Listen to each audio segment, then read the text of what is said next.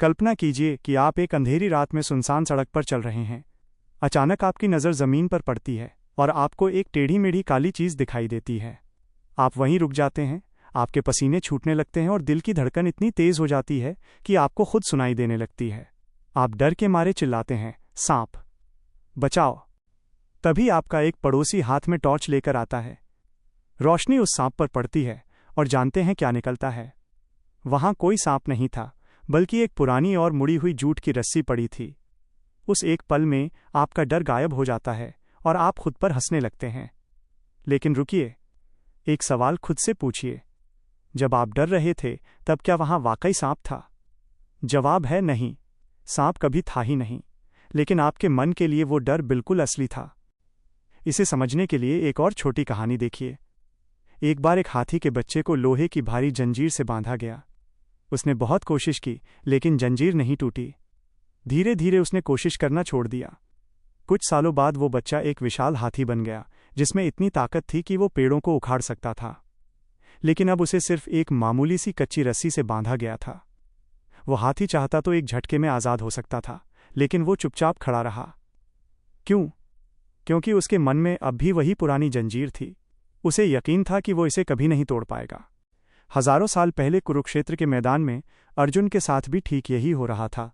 सामने खड़ी सेना उनके लिए समस्या नहीं थी, असली समस्या थी उनके मन में चलने वाली डरावनी फिल्म। उन्हें लग रहा था कि वे कमज़ोर हैं और सब खत्म हो जाएगा। यहाँ अंधेरा उनका मोह था, सांप और जंजीर उनकी अपनी बनाई हुई चिंताएं थीं, और टॉर्च भगवान कृष्ण का दिया हुआ ज्ञान था। यही हमारी जिंदगी का सबसे बड़ा सच है। समस्या हालात में नहीं होती, समस्या उस सांप में है जो हमारा दिमाग एक साधारण सी रस्सी के ऊपर बना लेता है। हमारा दिमाग हकीकत और कल्पना के बीच फर्क नहीं कर पाता।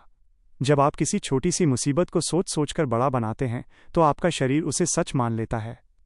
आप तनाव में आ जाते हैं और बिना लड़े ही हार मानने लगते हैं। भगवान कृष्ण ने अर्जुन से यह नहीं कहा कि तुम जबरदस्ती बहादुर बनो। उन्होंने बस ज्ञान की रोशनी जला दी और अर्जुन को दिखाया कि जिसे तुम सांप समझकर डर रहे हो, वो तो बस तुम्हारा कर्तव्य है। जैसे ही रोशनी हुई, अर्जुन का भ्रम टूट गया और वे लड़ने के लिए तैयार हो गए।